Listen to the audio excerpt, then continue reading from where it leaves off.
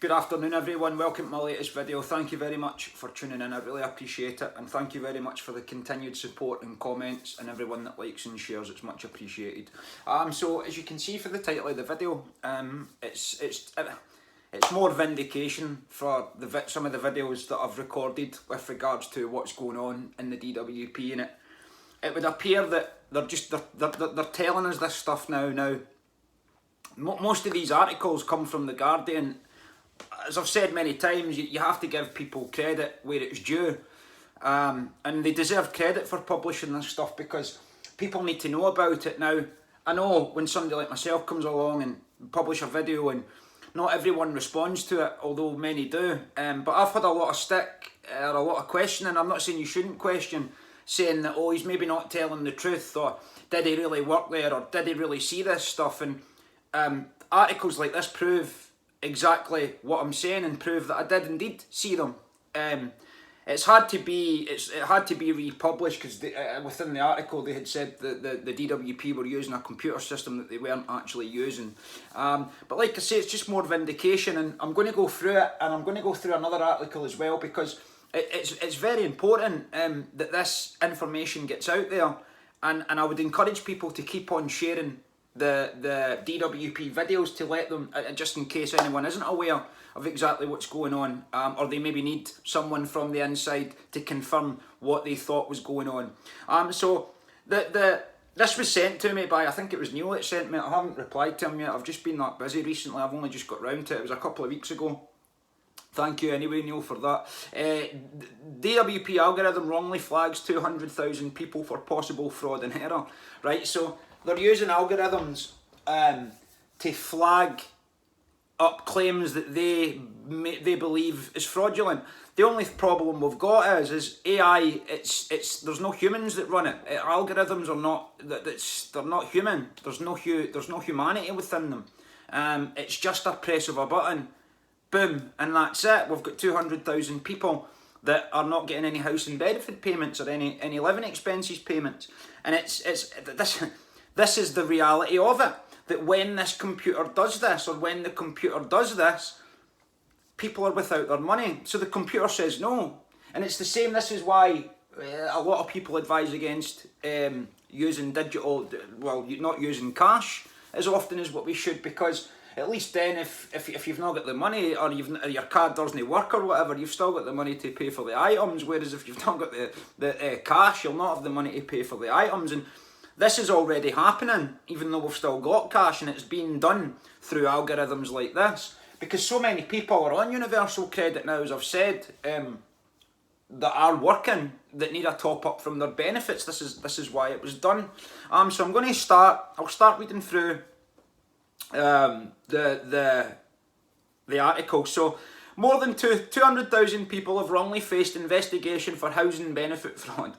Right, I've dealt with that constantly. People phoning up saying, "Is my rent being paid, or it's not being paid?" I've been flagged up saying that I'm fraudulent, but at the time I'd said, when I was working there, I thought, why can't they just see, well, this person here, they've got a universal credit account, yes, they're British, yes, they've provided documentation that they were born in this country. Why can they not have an algorithm that does that? Because that doesn't serve their bloody agenda for the Hunger Games. Investigation for housing benefit fraud and error after the performance of a government algorithm fell far short of expectations, The Guardian can reveal. Yes, it does. As I read out in one of my previous videos, that computer programmer that got in contact with me to say that the system that it sounded like that we were using is from the early 1990s. But this is actually artificial intelligence. It's one of those dark algorithms, as I call them, the ones that push people into to the point of desperation. 2/3 of claims flagged as a potentially high risk by a Department for Work and Pensions automated system over the last 3 years were in fact legitimate. Of course they were, because they were born in this country. Now, I'm not saying there isn't people that are out there that are scamming this, because we know that there are, but the vast majority of people that this flagged up had nothing to do with any fraudulent activity. But in the meantime, they lost all their money and their living expenses and their house and benefit claims That is absolutely ridiculous that a computer in 2024 can do that, and there doesn't seem to be anything we can do to challenge it. Oh, it's AI, it's an algorithm, that's it. It really is. It boils my blood. It puts me in a fury. It really does. It means thousands of, here we go, UK households every month have had their housing benefit claims unnecessarily investigated based on the faulty judgment of an algorithm that wrongly identified their claims as high risk. And I'll bet this was the algorithm that caused the wheelie bin selfie, as I termed it. They're having people, in case you don't know what that is, when this happened, that their claim had been flagged up as fraudulent or possible fraudulent, they then had to verify their identity and where they were living by some people had to stand on their wheelie bin because they were wanting the name of the street included in the selfie, so they were having to stand up on their bloody wheelie bin to get a picture of the street name and them. It was just ridiculous. And as I said before, the first time someone said that to me, I'd said, look mate, I think someone's having you on, and then the floodgates had opened. I'd spoke to many people that were having to do it.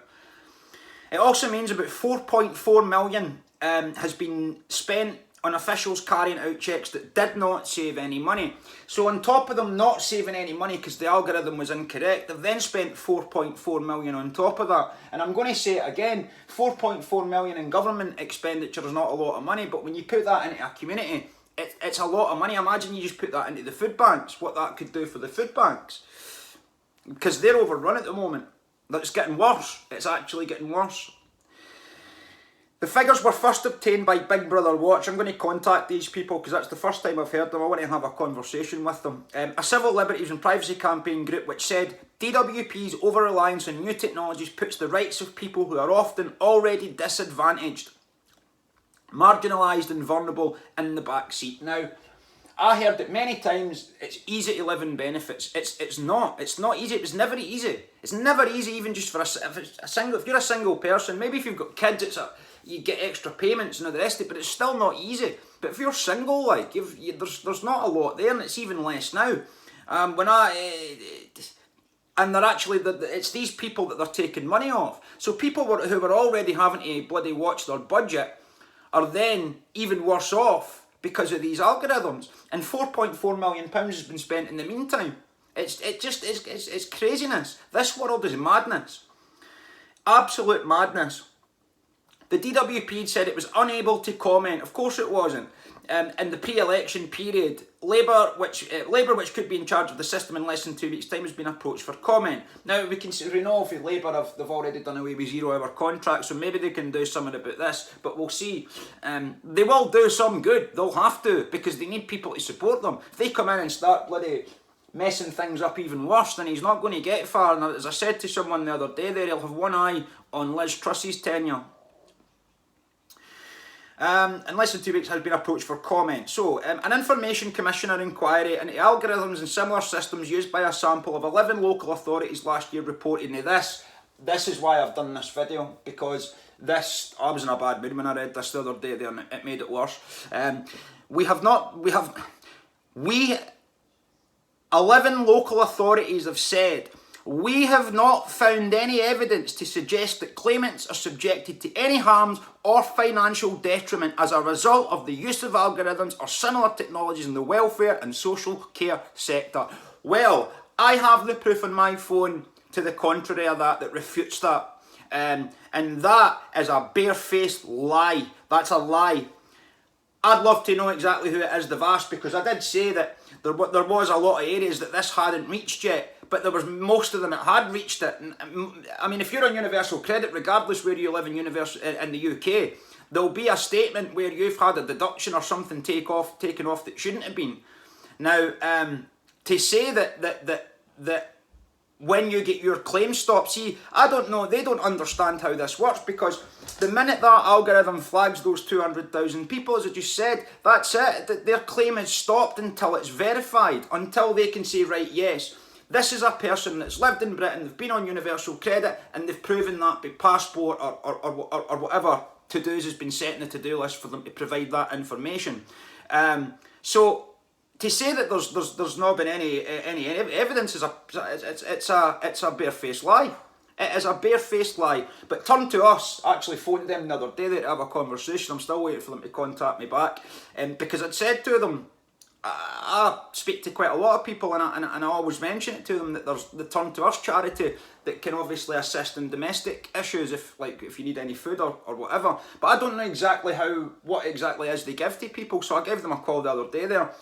Because when people ask me, well, what do they actually do? And I don't actually know. I've just got to say, well, they can provide you with domestic products, or, well, that's the thing, I don't know. I just know they can provide some food, etc., etc. So I wanted to speak to them, so anyone that does ask me that question, I can give them the answer to it. They said that the figures showed it was time for the government to work closely with actual users so that the automation works for people rather than against them. But see, this is the thing. People like that, they think they're in a perfect world, that there isn't anything that goes behind the scenes. This has just been a mistake and we need to fix it.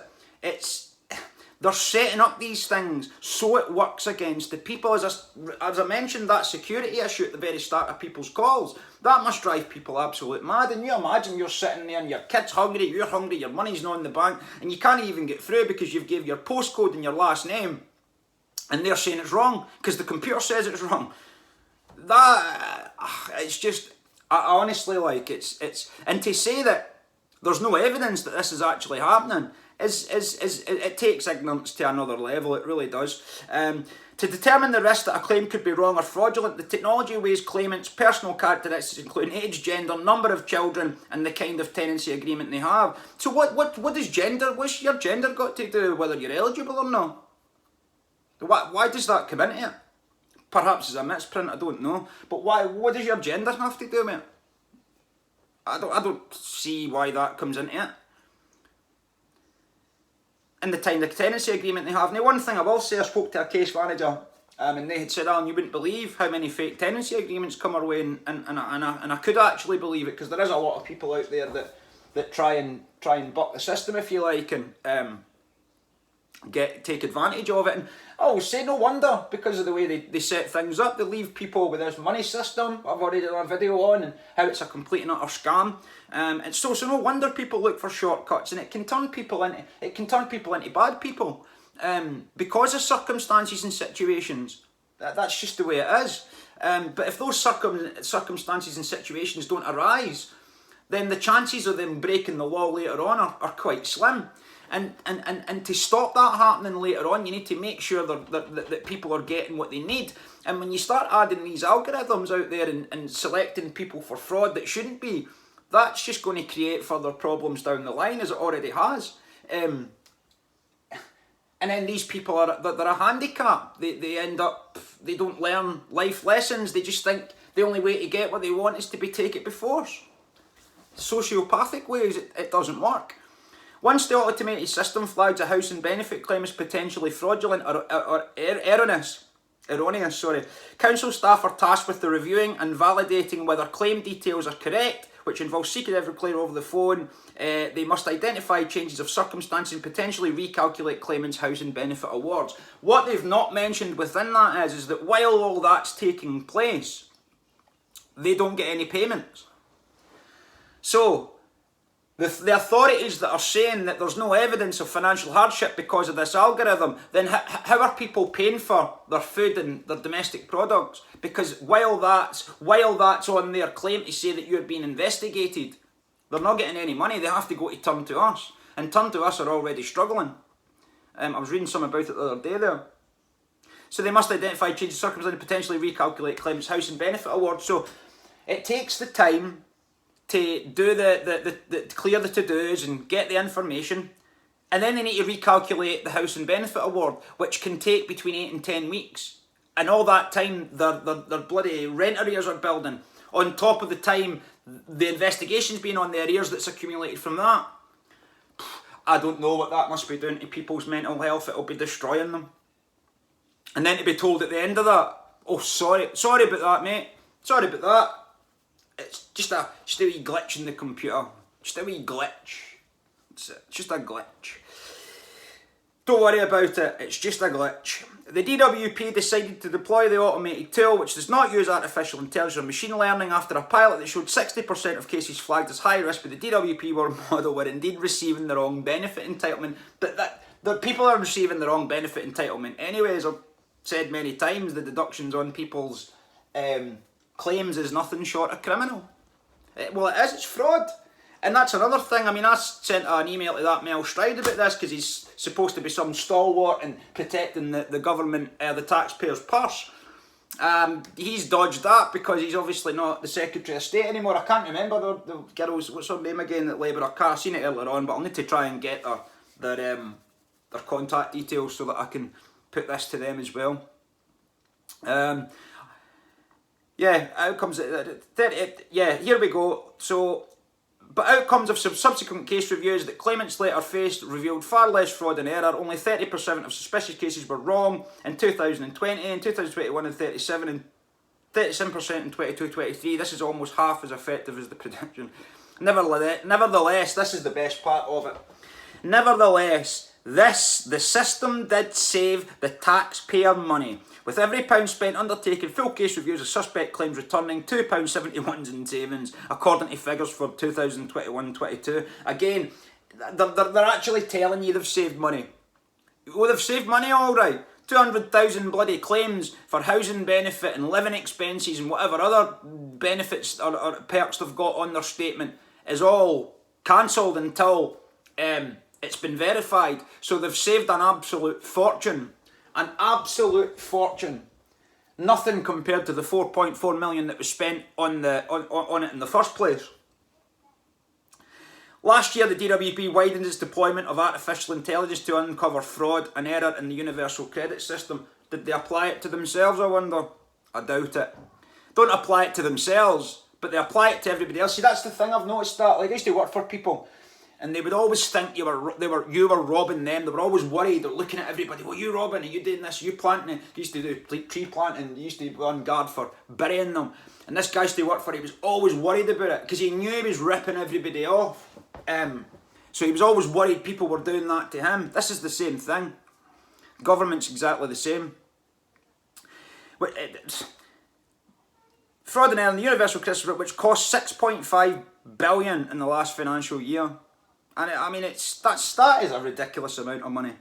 Despite warnings of algorithmic bias against groups of vulnerable claimants, that's exactly what's going on. It has been criticised for its lack of transparency. Of course it is, because it's a dystopian tyranny, about how it is using machine learning tools. Well, they've not learned it very well. In January, it emerged the DWP had stopped routinely suspended benefit claims flagged by its AI-powered fraud detector. That move came in response to feedback from claimants and elected representatives. Good.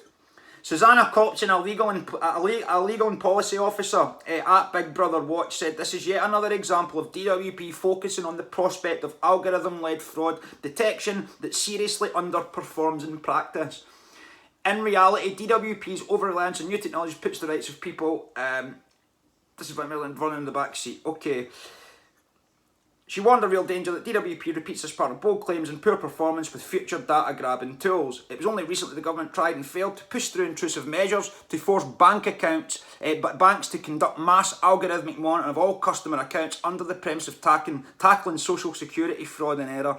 Although the powers failed to make it through legislative wash-up, concerns for DWP relentless pursuit of privacy invading tech remain. Well, I can tell you something right now. I'm not saying no one rips off the benefit system now, but it'll be a far smaller number than it was even in the 2000s, because people are I've said it many times, people are absolutely terrified of this system. They're terrified of the people that run it. They're terrified of their work coaches a lot of the time, because they know they can stop their money and stop their lives like that. And that's why, the amount of people I've spoke to, oh, I'm just phoning up, I've had a relative stay for a week. Do I need to report a change? It's like, well, no. Oh, you sure? Well, yes, because there's no way to report a change for a relative to live for a week. But this is the effect it has on people. It gets people under control. Trauma gets people under control. See trauma-based mind control. I mean, and as it says at the bottom, this article was amended on the 24th of June to remove a reference to a digital system provided by D4S Digital Stuff. Like I said, it was just something to, it was the published wrong with regards to the system. And it's interesting actually at the bottom of this article, you'll be aware that there are teams of lawyers from the rich and powerful trying to stop us publishing stories they don't want you to see. I would imagine that'll be one of them. Maybe you'll also know that there are lobby groups with opaque funding structures who are determined to undermine facts about the climate emergency and other established science. Maybe the Guardian are maybe starting to pull through here a wee bit, because I like that. In addition, there are authoritarian states with no regard for freedom of the press. Absolutely, YouTube's one of them. All of the bad actors spreading disinformation like undermine democracy. That's why we need your support. So I mean, it's in our faces now. I mean, I got a lot of people saying to me that, oh, this can't be happening. Well, it is happening. It is happening. I'm sorry it's happening. I wish it wasn't. I wish I was wrong, but I'm unfortunately not, because I've seen it with my own eyes and I heard it with my own ears, and I've got the proof on my phone that it's that what I'd seen was there was well, fraudulent, to put it politely. So this is another small article here that I'd seen that kind of reminded me of what was going on. So UK benefits fall short of minimum living. This is last year. This was published. So this isn't. It's not new since I've came forward. This was published when I was still doing that job. The UK's leading poverty. UK benefits fall short of minimum living cost by 140 a month. Charities. So I'd say it's a lot more than that because of the price of inflation as well. Because some people are getting 140 quid removed for their bloody benefits through these false deductions without the worry before they even need to worry about inflation. So honest to God, like, I just don't know. I don't know where. I dread to think where some people are. That's why we have to try and do everything we can to try and bloody get the truth out there and get people, show people that it's worth it to try and pick yourself up and know that you're worth more. You're worth more than this. The UK's leading poverty charities have called for a change in the law to fix UK's failing welfare system after research revealed that basic benefits given to low-income households are at least £140 a month below the real cost of food, energy and everyday basics. This was last year. You imagine what this is now. Imagine what it is now. The Joseph Rowntree Foundation and the Food Bank Network, the Trussell Trust, said inadequate benefits were the main driver of the explosion in destitution and food bank use in recent months, and urged the government to formally bring universal credits into line with minimum living costs. And it's things like those benefit frauds, or the algorithms that flag apparent benefit frauds, that cause these things. This is what causes people to go to food banks, and a lot of people who could have donated to a food bank a couple of years ago, I would imagine, will be thinking twice about that, because they would think, well, that's a meal for me or my kid, and it's harder to do because you think, well, I'm going to be doing without here, and less people are going to do that because they don't want to see their own kids going without. So, of course, there's more people using and less people contributing to them. So that's a problem. But 4.4 million spent in investigating a non-investigation, well, that goes a long way to feeding people. The JRF Chief Executive Paul Kazik says the so-called welfare safety net had floated completely free from the economic reality of people's lives, with millions of low-income households going without essentials like food and heating, and food bank use at record levels. It's plain the system's failing. Of course it is, because I've said it's set up to fail. When you're putting 30-year-old bloody computer systems in, and then you start flagging up fraud that shouldn't be getting flagged up using an artificial or an AI algorithm, then of course it's not going to be fit for purpose. But it's set up to fail, as I said. It's set up to generate maximum stress, fear and worry.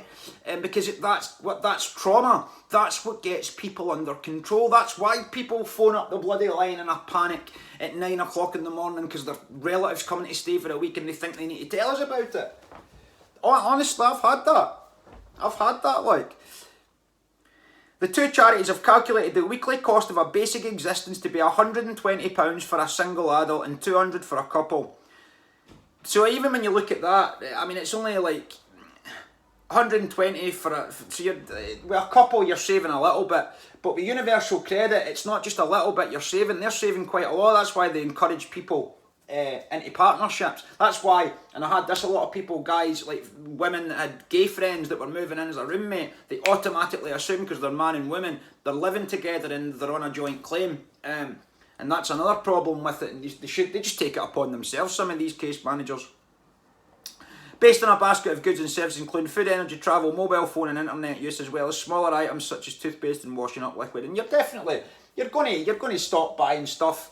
You maybe think, well, I'll leave that this week and I'll get it next week. And to be properly healthy, you need to be properly nourished. Like, and you can't be going without meals. But so many people are having to do it now, because they're not going to let their kids starve. And some people's kids are starving.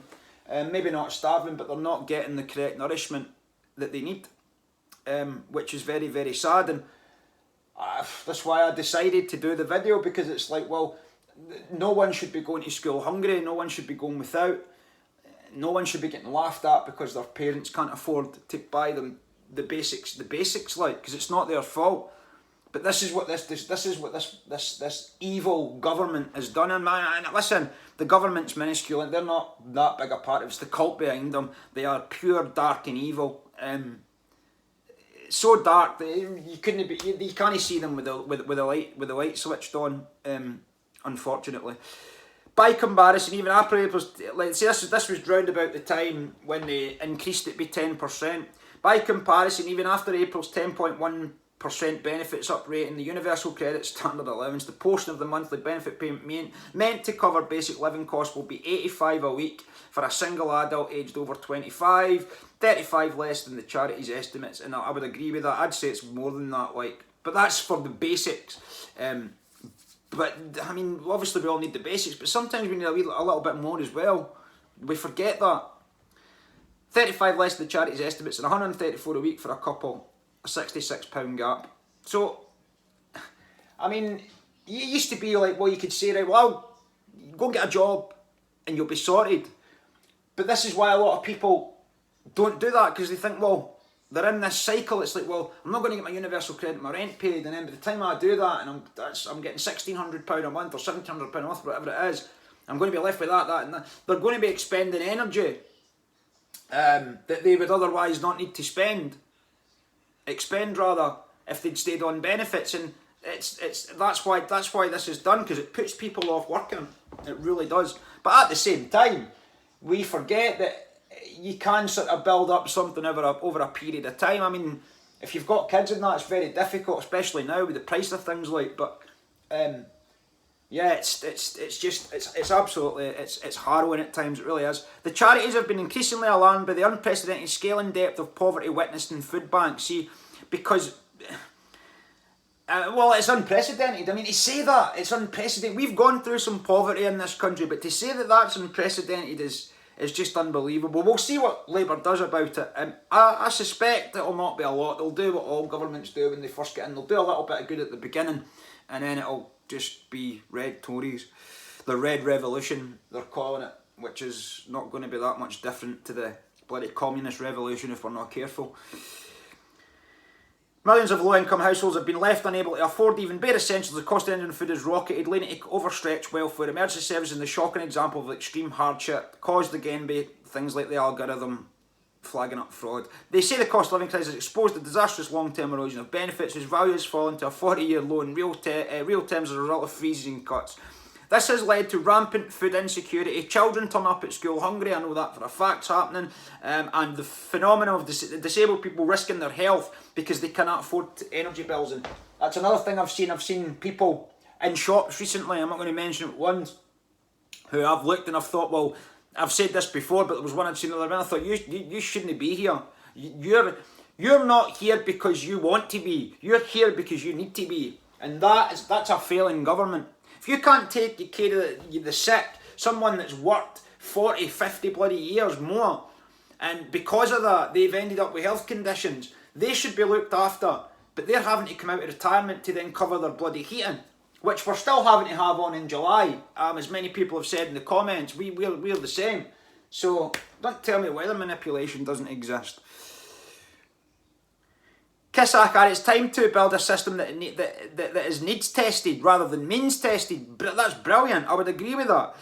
Where the support people get is linked to the actual cost of essentials, a system where every family has enough money to get by, and as a nation we can find to history the scourge of people having to skip meals or switch off essential appliances just to get by.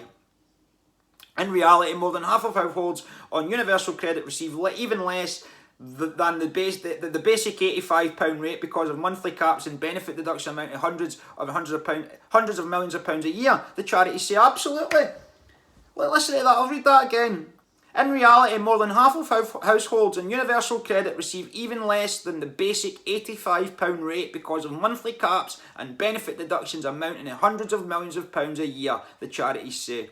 Yes, of course, absolutely, and that's the thing. Monthly caps, a lot of them are illegal. A lot of them shouldn't be there, as I've explained many times in my videos. So this stuff's out there, people. At least it's out there. We need to start doing something about it, and we'll see what Labour. I've got no faith in Keir Starmer. The man's a wrong'un. You can tell it. I've got no faith in him whatsoever. I'll say it again. He'll do what all politicians do when they get into office. He'll do some good to begin with, and then it'll be back to business. So a single adult facing deductions would typically see their basic rate allowance drop from 85 to 64. In some cases, it's a lot more than that. But a lot of these deductions, and I had someone contact me, Mark Lancaster's brilliant guy, he helps people. He used to work as I think he was working citizens advice, and he helps people with energy now, like their energy costs and how to deal with companies and stuff. And he contacted me for some help, and this is basically what it was based on. They were sending this, like the guy had a deduction, or he had a letter. He had deductions to say that he had an overpayment for working tax credits, and rather than send him the letter to say he'd been overpaid and to give him an opportunity to discuss paying it back and how much it was for, because his claim's been closed down, they sent a bloody earnings deduction straight to his employer. So they're deducting it off his employer. It's like 25% or 20% they take off. So I had to put it into an email and send it across. So they're not even doing that. They're just waiting to... Anyone that signs off universal credit, you're not getting away from these deductions, because if they've got it on there that you've been overpaid tax credits, then regardless whether you've been overpaid it or not, even if you have and they've not sent you the letter, then that's illegal, because they've not informed you. They can't just take it. They need to let you know, and you need to, if you want to dispute it or discuss it or whatever. But they're just sending these earnings deductions from straight to employers, and the employer has to take it unless the claimant calls up and arranges something like a lower amount, which is why they do it. But they're not following the process. There's an illegality to it, and most people, especially now, haven't got the fight in them to deal with it, and it's because it's difficult. It takes a lot of strength and energy, and if you're not getting your food and you're not getting your payments because you can't buy, well, you're not getting your payments, thus it's forcing you to not buy as much food, then you're going to have even less fight in you. Emma Revie said that even when it's Trussell Chuff, Chief Executive, even food buys help vulnerable clients to claim their full benefit entitlements. In many cases, their newly enhanced incomes still did not cover their basic living cost. A lot is in part to do with these deductions. People have cut and cut, but you cannot budget if your budget isn't enough. Exactly. And most people's budget isn't enough. And that's why they're going out. And I'm telling you now, it shows in some people. It really does show in some people's health that I see. And I just wish there's something. What, just going to give them a cuddle and say, look, it's going to be all right? But I don't think they would appreciate that, to be honest with you, because me telling them it's going to be all right, no, that would do that anyway. It's going to be all right is not much comfort, really. Like, it's easy for me to say that. I used to say it every day on the phone. Like, it's easy for me to sit here and say this to you, but I'm not in your position, and I made that abundantly clear to anyone that I'd spoken to who was in hardship. The charities claim there's a widespread public support for raising the basic level of benefits, having carried out polling that shows nearly 3/4 of the public agree rates of universal credit are too stingy. But you still get the people out there and say, well, that's good, that's fine. The guy that's worked in a dead-end job that's made him miserable for 40 years says that's fine. We need rid of them as well. Those people, not rid of them, but they need to start looking at themselves in the mirror and giving themselves a shake and just remembering that at some time or another they're going to be on this, or something like it. Unless you've got, like, your pension and that, I suppose a lot of the people that say that kind of thing will probably have quite good pensions, so they'll not have to be worried about it. But I don't look at things that way. Yeah, the charities claim the cost of... sorry, where was I? There was a majority support for raising universal credit basic payments, even among 2019 Conservative voters, of whom 62% backed an increase, so that's a lot more than half. The cost of uprating benefits in line with the charity's essential guarantee. See, that's what it should be. It should be an essential guarantee of, well, I would say, just for living, the way things are now, it would need to be about 500 quid a month, just for living costs, as a basic, that you could not, regardless of what you could not receive any less than that. So any deductions that would need to come off or over or whatever, that would need to be increased. It needs to be fairer. It's taxpayers' money. And if you've only worked for a couple of years here, you've still paid into it. It's taxpayers' money, not their money. And I'll say it again, that bloody ex-boss of mine who tried to say that, oh, it's not the claimant's money. Well, it's not DWP's either, mate, so what the fuck are you on about? You obviously don't know what you're on about.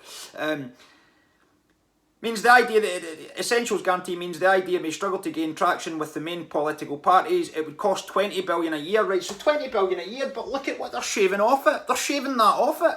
With regard with the 13-month scam, the deductions, the false claims. Take that off the bloody defence budget and we'll all come together. In fact, get rid of the cult. Get rid of the death cult that's running this bloody place. And we'll all get on just fine. It would cost 20 billion a year, although the charities argue this would pull 1.7 million people, including 600,000 children, out of poverty, and over time would bring savings through lower NHS demand and others. Absolutely, of course it would.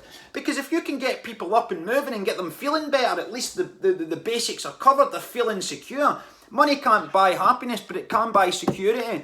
And from security, you can then find a happiness or build a happiness by learning new things and all the things I've spoken about in previous videos. But yeah, and I've said this in previous videos, and I'm maybe a bit ignorant because people say, well, it's all right for you, mate, because you're sort of on your own and you're well fed and all the rest of it. So you're thinking, you're up for it. You've got your energy. These people haven't, and perhaps I was maybe a little bit ignorant, and I do apologise for that. Because there isn't everyone out there that's got the same energy as me, because they're in a different situation, and perhaps I've not baked that into my thinking enough, and I do apologise. But to this 20 billion, it's not a lot of money in GDP terms. Like, it really isn't. It's a drop in the bucket, really, especially when you look at what they're bloody spending on war. I mean, I sent my brother a video a couple of months ago, and it was a testing ground for the US Army, and they were testing weapons, and it was like, the video was only a couple of minutes long, like, but it was showing you how much it was costing them to test these weapons. For every bullet they fired, the money that was wasted. There was ones that bang $1,500. There was other ones bang $130,000. It was a ridiculous amount of money. It's just, they're just throwing it away. They're just throwing it away. Because war is more important for a death cult than what a vibrant humanity is. Because a death cult can't do anything with life, because they're the opposite. That's why we need to take our power back. That's why we need to stop berating people that are going to tell us the truth. And that is why you cannot take anyone's word for it, and you need to get your head into something and find out what the bloody hell is going on in this world. The two charities believe there is value in enshrining in law the principle that benefits are aligned with a robust, independent estimate of actual basic living costs. So I would take that from the inflation that we've got now, and with regards to what the supermarket prices are, you would need to start from there. And then there would need to be something inserted into the deal, that it would need to be increased to rise with the inflation so it never drops below. And that's the thing, like, see, it's all right increasing this and putting 20 billion in, but you've got to have something like that in, or inflation's just going to overtake it and we'll be back to square one. They say setting benefits become a primarily political exercise out of touch with the reality of the lives of those who... Of course it is. That's why these politicians never really do any good, because they've never been in... A lot of them have never been in that situation. Kissack said it was extraordinary that benefits had never been linked to the actual cost of low-income households' basic needs. A political consensus was established 2 decades ago to protect basic pensioner living standards, and a similar settlement was now needed to support people of working age and low incomes. But they're doing it to pensioners now. As I told you, my gran wasn't getting a payment that she should have been in if it hadn't been from Uncle Jason checking it and noticing it on a bank statement. She would still not be getting it. But yes, that's what we need, something that protected them, that protects everyday claimants. A government spokesperson said it believed that work was the best way to increase income, Yes, but not if inflation swallows up the bloody wages, it isn't. And that's the problem we've got here. We have consistently, and that's another thing, inflation's one thing, but there's far too many greedy accountants and company and business owners out there that are using this to increase prices at their peril. We have, the best way to say, we have consistently used inflation figures to uprate benefits, including in cases where benefits are, this is for the government, nonsense, including in cases where benefits are increased beyond the inflation. That's bullshit, mate. That is a lie. At the point at which the rise kicks in, as happened in 2012, 2015 and 2020. But yes, but in 2020, the inflation levels weren't at what they are now, are they? I mean, you weren't getting charged nearly double for some of the products that we were buying in 2020, even though you increased the bloody payment, the benefit payment. I know everyone needed it, but they didn't really need it. They need it more now. So I don't know what you're on about there. And there's not been a new one for this current rate of inflation, which is still going up. It's still going up. Every time I go into a shop, there's 5 or 10 pence been added on. We are increasing benefits in the state pension by 10.1%, which has done absolutely nothing for it. Nothing. It's nothing. In April, but we recognise the pressure of the rising cost of living, which is why we'll also be providing £1,350 of direct, £1,350 of direct targeted support to millions of vulnerable households in 23-24. In addition, our household support fund continues to help people with essential costs. Well, I've not got very much hope in that. Like I say, this was from last year, and it's not got any better, has it? I mean, I'm still getting contacted. I'm sure many Citizen Vice, they'll still be getting contacted. The Universal Credit Helpline will still be getting contacted. We're still in this mess, and it doesn't look like we're going to get out of it anytime soon. We're certainly with Keir Starmer in there, but I'll say it again. I'll give him a chance. I've not got any hope for him though. But this is where we're at. They're essentially. I mean, thanks to the Guardian, like for publishing that stuff. I mean, maybe they've finally got some decent journalists. Maybe I should get in contact with them and say, yes, what you're saying is right, and I can prove it to you. Because I've still got these screenshots on my phone. I'll keep them for as long as I need to keep them to prove what I'm saying. So that brings us to the end of the video. I hope you all enjoyed it. I'd like to thank you for joining me once again. I'll try and get some live streams done in the next week or two. I've got another couple of ideas for videos, so they'll be getting posted next week. Thank you very much again for joining me on this channel. You're all very much appreciated, and I'll gladly see you on the next one. I hope you all enjoy your weekend and have a fantastic Friday evening. Thank you very much. Take care.